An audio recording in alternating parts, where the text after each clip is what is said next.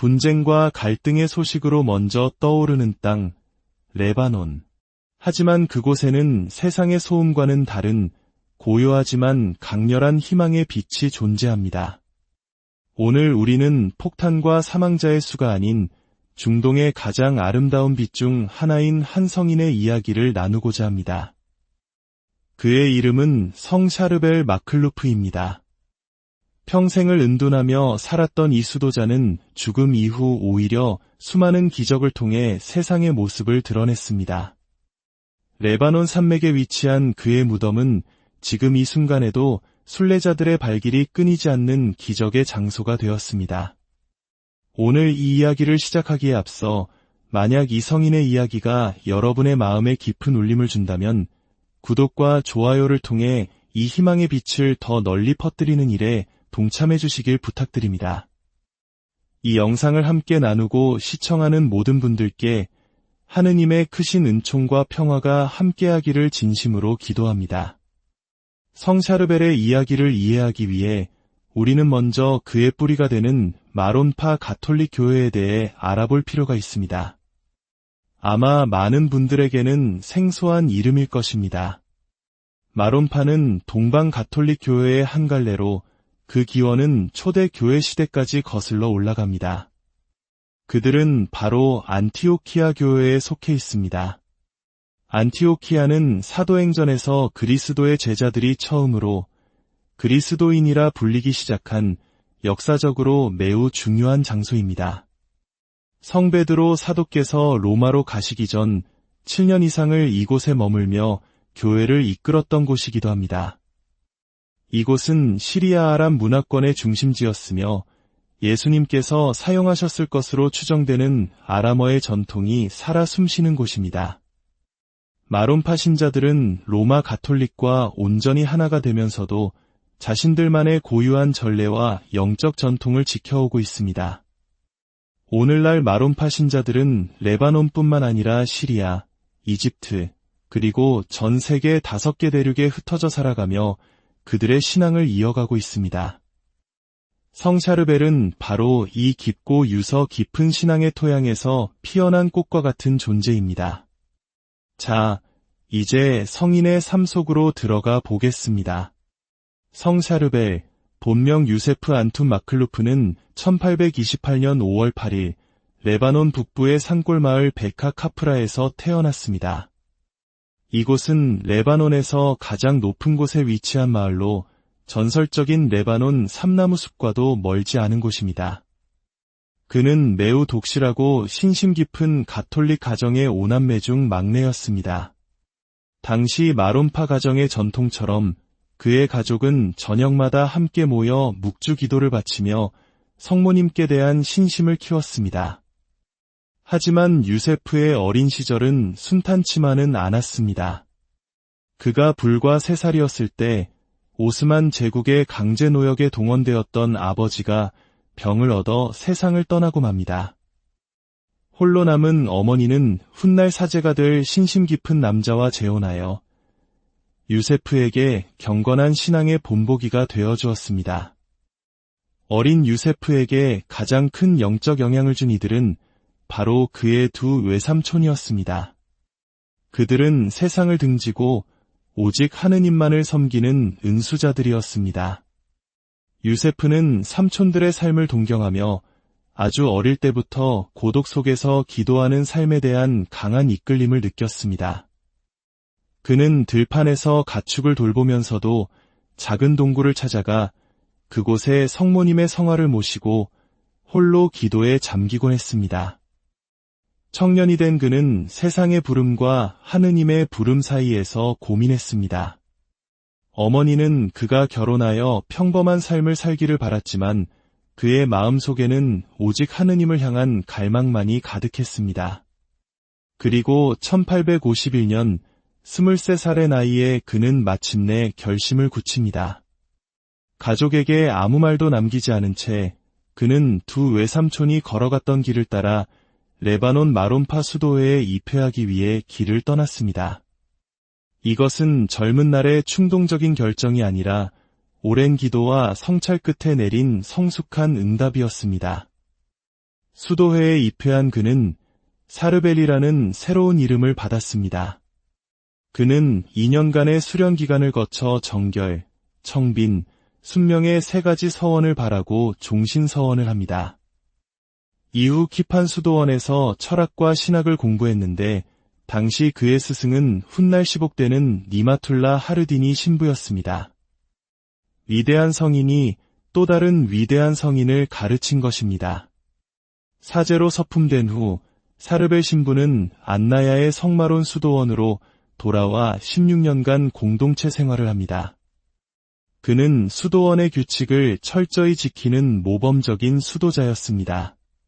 그의 삶은 기도와 노동, 이 두 가지로 요약될 수 있었습니다. 그는 동료 수사들과 함께 밭에 나가 포도나무를 가꾸고 올리브를 수확하는 고된 육체 노동을 하면서도 그의 영혼은 늘 하느님을 향해 있었습니다. 그는 극도의 겸손과 순명으로 살았습니다. 장상의 어떤 명령에도 의문을 제기하지 않았고 가장 힘들고 굳은 일도 묵묵히 해냈습니다. 하지만 그의 영혼 깊은 곳에서는 더 완전한 봉헌에 대한 갈망이 타오르고 있었습니다. 그것은 바로 세상과 완전히 단절된 채 오직 하느님과만 함께하는 은수 생활에 대한 부르심이었습니다. 당시 마론파 수도회에는 수도원 옆에 작은 은수처를 두고 영적으로 특별히 준비된 수도자들이 그곳에서 살아가는 전통이 있었습니다. 은수자가 되는 것은 공동체 생활보다 훨씬 더 엄격한 규율과 희생을 요구하는 두 번째 소명이었습니다. 사르벨 신부는 장상에게 은수 생활을 허락해달라고 청원했습니다. 하지만 장상은 그의 요청을 쉽게 허락하지 않았습니다. 은수 생활은 아무나 할 수 있는 것이 아니었기에 그의 성덕과 동기를 신중하게 시험해야 했습니다. 바로 그때 하느님의 개입을 보여주는 기적이 일어났습니다. 어느 날 저녁 사르벨 신부의 방에서 등불을 밝히려던 하인이 실수로 기름 대신 물을 채웠습니다. 당연히 불이 붙을 리 없었습니다. 하지만 사르벨 신부가 등불을 들고 기도를 하자 물이 가득 찬 등불에서 밝은 빛이 뿜어져 나오기 시작했습니다. 이 놀라운 광경을 목격한 수도원장은 이것이 사르벨의 거룩함을 증명하는 하느님의 표징임을 깨닫고 마침내 그의 은수 생활을 허락했습니다. 1875년 47세의 나이에 사르벨 신부는 수도원보다 더 높은 곳에 위치한 성 베드로와 바오로 은수처로 들어갔습니다. 그곳에서 그는 죽기까지 23년 동안 고독한 삶을 살았습니다. 그의 은수 생활은 상상을 초월할 정도로 엄격했습니다. 하루에 단 한 끼 수도원에서 가져다주는 소박한 채식 식사만 했고 잠은 하루에 5시간 이상 자지 않았습니다. 염소 가죽으로 만든 거친 옷을 입고 낡은 나무판 위에서 잠을 잤습니다. 그는 거의 말을 하지 않았고 방문객도 만나지 않았습니다. 그의 시간은 오직 기도와 성경 묵상, 그리고 작은 밭을 일구는 노동으로 채워졌습니다. 이러한 극도의 고행은 서양인의 시각으로는 이해하기 어려울 수 있습니다. 하지만 이는 단순히 인간적인 인내력을 시험하는 행위가 아니었습니다. 교황 바오로 6세께서 그의 시성식 강론에서 말씀하셨듯이 이것은 인간적인 퍼포먼스가 아니라 하느님을 향한 불타는 사랑과 그분과 온전히 하나 되려는 갈망에서 비롯된 것이며 그리스도의 은총이 아니고서는 불가능한 삶이었습니다. 그는 세상을 미워해서 떠난 것이 아니라 세상을 너무나 사랑했기에 온 세상을 자신의 기도 안에 품기 위해 스스로를 고립시켰던 것입니다. 그의 영적 생활의 중심에는 성체성사가 있었습니다. 그는 매일 미사를 봉헌하기 전 몇 시간 동안 간절히 준비 기도를 바쳤고 미사 후에는 또다시 몇 시간 동안 감사의 기도를 올렸습니다. 성체 안에 현존하시는 예수 그리스도와의 일치가 그의 삶의 모든 것이었습니다. 1898년 12월 16일 사르벨 신부는 미사를 봉헌하던 중 갑자기 뇌졸중으로 쓰러졌습니다. 그는 성체를 들어 올린 자세 그대로 멈춰 섰습니다. 동료 수사들이 그를 방으로 옮겼고 그는 8일 동안 극심한 고통 속에서도 끊임없이 예수님과 성모님의 이름을 부르며 기도했습니다. 그리고 마침내 12월 24일 성탄 전야에 그는 조용히 선종했습니다. 그의 나이 70세였습니다. 그의 장례는 폭설 속에서 조촐하게 치러졌습니다. 사람들은 이제 이 거룩한 은수자의 이름이 시간 속에 잊힐 것이라 생각했습니다. 하지만 샤르벨의 진짜 이야기는 바로 그의 죽음 이후에 시작되었습니다. 그가 묻힌 지 얼마 지나지 않아 수도자들과 인근 마을 주민들은 밤마다 그의 무덤 주위에서 기이하고 밝은 빛이 뿜어져 나오는 것을 목격하기 시작했습니다. 이 현상은 몇 달 동안 계속되었고 소문은 널리 퍼져나갔습니다. 마침내 교회 당국은 무덤을 열어보기로 결정했습니다. 무덤을 열었을 때 사람들은 경악을 금치 못했습니다. 폭우로 인해 무덤은 온통 진흙탕이었지만 성인의 시신은 마치 살아있는 사람처럼 전혀 썩지 않은 채 온전한 모습을 유지하고 있었습니다. 심지어 그의 몸에서는 피와 땀이 섞인 붉은 액체가 계속해서 흘러나오고 있었습니다. 시신을 다른 곳으로 옮겨 안치했지만 이 신비한 현상은 수십 년간 계속되었습니다. 그의 시신은 20세기에 여러 차례 공개적으로 검사를 받았지만 의학적으로는 도저히 설명할 수 없는 현상이었습니다. 이때부터 성 샤르벨의 전구를 통한 기적이 폭포수처럼 쏟아지기 시작했습니다. 그의 무덤에서 나온 흙이나 시신에서 흘러나온 액체를 적신천을 만진 불치병 환자들이 치유되는 일이 비일비재했습니다. 수많은 기적들 중에서도 1993년에 일어난 노아드 알샴이라는 여성의 치유 기적은 전 세계적으로 유명합니다. 그녀는 반신마비로 극심한 고통 속에 살고 있었고 의사들은 더 이상 희망이 없다고 말했습니다. 어느 날 밤 그녀는 꿈에 2명의 수도자가 나타나 자신의 목을 수술하는 것을 보았습니다. 그중 한 명이 바로 성 샤르벨이었습니다.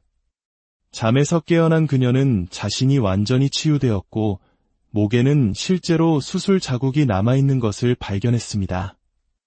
성인은 그녀에게 매월 22일에 자신의 성지를 순례하며 하느님께 감사드리라고 말했습니다. 지금도 노아드 알샤미는 매월 22일 안나야의 성지를 찾아 수많은 군중과 함께 기도하고 있습니다. 이러한 기적들은 단순히 병이 낫는 것을 넘어 수많은 사람들을 회개와 신앙으로 이끌었습니다. 사람들은 성 샤르벨을 통해 살아계신 하느님의 현존과 사랑을 체험했습니다. 그의 기적은 마론파 신자나 레바논 사람들에게만 국한되지 않았습니다. 이슬람 신자, 드루즈교도 심지어 무신론자들까지도 그의 전구를 통해 은혜를 받았고 오늘날 그의 이름은 라틴 아메리카와 유럽 등 전 세계에 알려져 있습니다. 교회는 그의 거룩한 삶과 수많은 기적들을 면밀히 조사한 끝에 1965년 제2차 바티칸 공의회 폐막식에서 교황 바오로 6세에 의해 복자로 선포되었고 1977년 10월 9일 마침내 같은 교황에 의해 성인으로 시성되었습니다. 이로써 그는 로마에 의해 공식적으로 시성된 최초의 동방교회 성인 중 한 명이 되었습니다. 오늘날 성 샤르벨은 레바논의 종교적 상징이자 정체성의 일부가 되었습니다.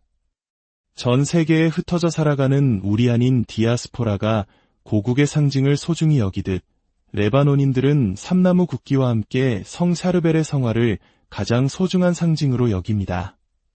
그렇다면 이 고독한 은수자의 삶이 오늘날 소란스러운 시대를 살아가는 우리에게 전하는 메시지는 무엇일까요? 첫째, 침묵의 가치입니다. 우리는 너무나 많은 소음과 정보 속에서 살아갑니다. 성 샤르벨의 삶은 우리에게 진정한 지혜와 평화는 외부의 소음이 아닌 내면의 침묵 속에서 하느님의 목소리에 귀 기울일 때 발견된다는 것을 가르쳐줍니다. 둘째, 기도의 힘입니다. 그는 무력으로 레바논을 구하려 했던 동시대의 영웅들과는 다른 길을 선택했습니다. 그는 무기 대신 기도를 들고 세상을 구원하기 위해 하느님께 매달렸습니다. 그의 삶은 가장 강력한 변화는 기도를 통해 이루어진다는 것을 증명합니다. 셋째, 성체 중심의 삶입니다. 그의 모든 삶은 성체를 중심으로 이루어졌습니다. 그는 성체성사를 통해 매일 그리스도와 하나가 되었고 그 힘으로 거룩한 삶을 살아낼 수 있었습니다. 만약 여러분이 성 샤르벨의 영성에 더 깊이 다가가고 싶다면 먼저 그의 삶에 대한 책을 읽어보시길 권합니다. 그리고 그의 삶을 본받아 하루에 단 몇 분이라도 세상의 소음을 끄고 침묵 속에서 하느님과 대화하는 시간을 가져보십시오. 기도가 어렵게 느껴진다면 그저 성 샤르벨 성인에게 우리를 위해 기도해달라고, 하느님께 더 가까이 갈 수 있도록 도와달라고 청해보십시오. 성인은 결코 우리의 기도를 외면하지 않을 것입니다. 성 샤르벨은 이제 레바논이나 마론파 교회만의 성인이 아닙니다. 그는 보편교회의 성인이며 하느님을 찾는 모든 이들의 친구이자 전구자입니다. 그는 자신의 삶을 통해 우리 모두가 성덕으로 부름받았음을 보여주는 살아있는 증거입니다. 성 샤르벨의 삶을 통해 우리 각자의 삶에서 침묵의 가치를 발견하고 기도의 힘을 신뢰하며 하느님께 더 가까이 나아가는 은총을 얻으시길 바랍니다. 주님의 평화가 여러분과 여러분의 가정에 늘 함께